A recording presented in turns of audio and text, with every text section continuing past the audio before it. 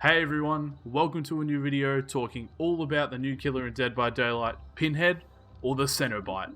This killer comes straight from the Hellraiser series, a great horror series, very cool killer. He looks amazing, he plays pretty cool, and we're just going to go over his perks today. Let's get into it. Before we do get into the killer's perks, we do have to talk about the killer's power. So the killer moves at 115% movement speed, so similar to most M1 killers. He has the same terror radius as a basic killer as well, and he is tall, so you can see him coming from an absolute mile away.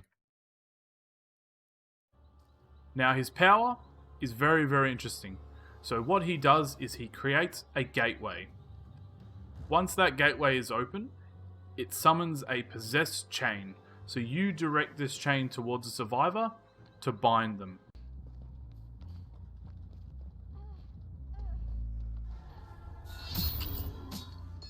Nice.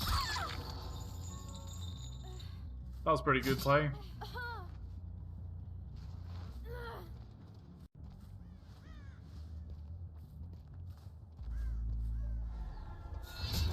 Oh, that's pretty sick. That's pretty fucking sick. His lunge seems a bit small though. I don't know how I didn't get that hit.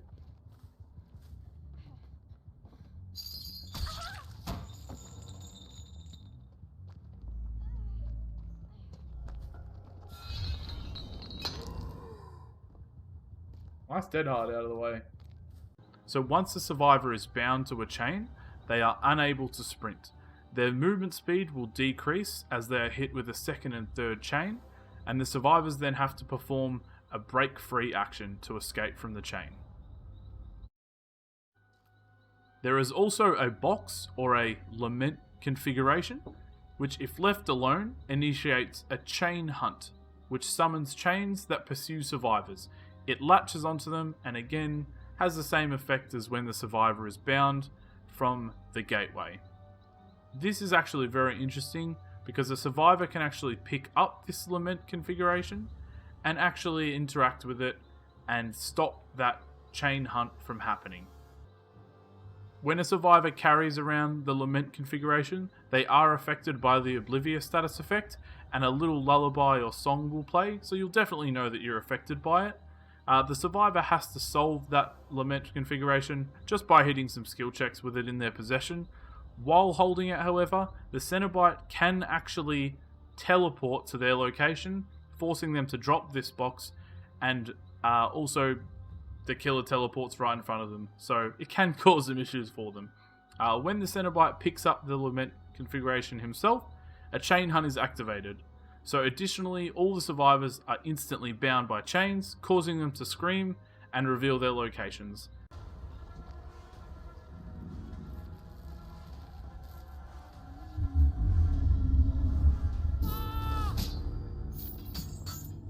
Every time the lament configuration is touched by either the killer or the survivor, it will move to a new location.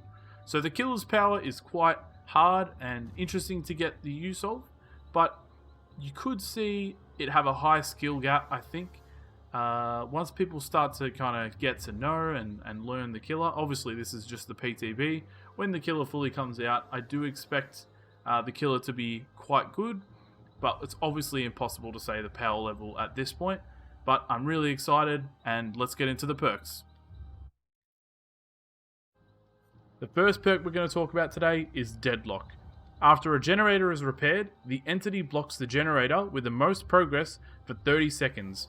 You also see its white aura during this time. I think this perk is super strong.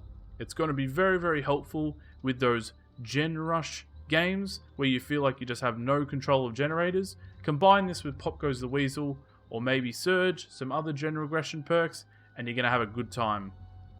Now the next perk is a Hex perk, Hex Plaything. This works similar to Nemesis perk Hysteria, but it's a little bit different. So the first time you hook a survivor, they become cursed, and Hex Plaything activates on a Dull Totem. So it's not active from the start of the game, which is very interesting.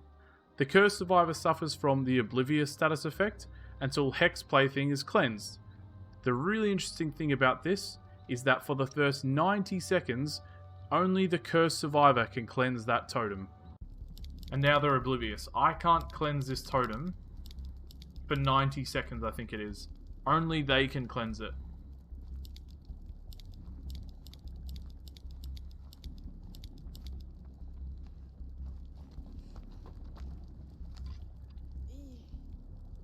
You also see the aura of the totem within 16 meters of it. It's really, really interesting, and it's really cool that they're playing with the idea of blocking off totems for one survivor for a certain amount of time. Usefulness, it may not be that useful, but it definitely will catch people off guard with the oblivious status effect, so probably worth giving a go. Now the last perk we're going to talk about is Scourge Hook, Gift of Pain. This one both excites me and also scares me. So at the start of the trial, up to 4 random hooks are changed into Scourge Hooks. You see their auras in white. When a survivor is unhooked from a Scourge Hook, they suffer from the Hemorrhage and Mangled status effect until fully healed. So the first time the survivor is healed, they suffer a 9% penalty to healing and repairing actions until injured again. Now the reason that this perk excites me is it combines 2 perks in one. It gives you the Sloppy Butcher effect, but it also gives you that penalty to healing and repairing actions. Combine this with Thanner, and you get some serious damage to those gens being repaired. And above all that, it's really, really cool to see behavior just kind of go out there and just have a perk that affects hooks. Have a perk that affects only one survivor with totems. They're really, really taking some interesting steps with this killer, and I'm excited for the future and what they're going to keep bringing out. I hope you really enjoyed the video. I know it was just a short little recap, but let's get excited. Now, it wouldn't be a PTB without some issues and without some bugs. So sit back and enjoy these few clips and have a great day. Thank you so much for watching. Alright, let me create this gateway.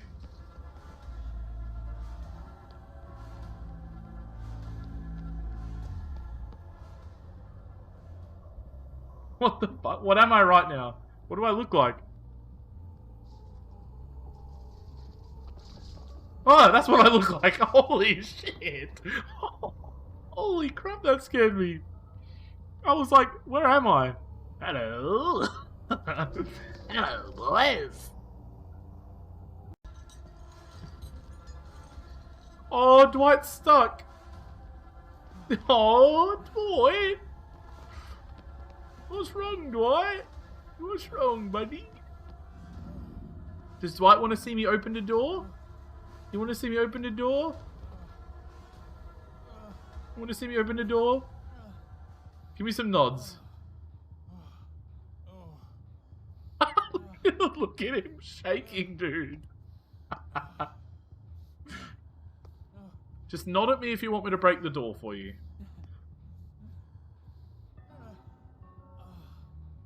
I think he's trying to nod.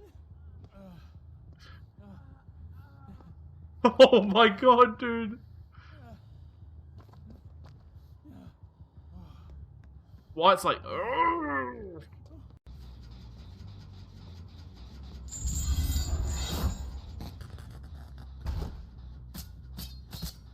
What?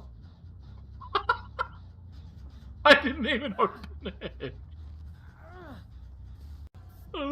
He's shaking.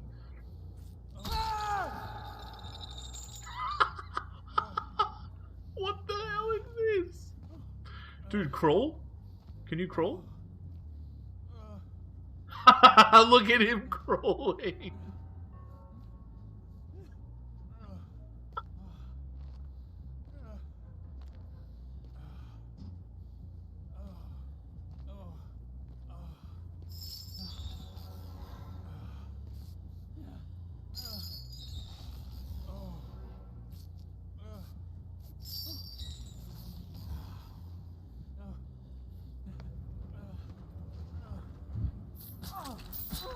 What the fuck is this?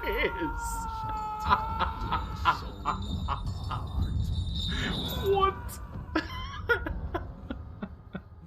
Fun and games till the killer starts talking. I'll start a clip.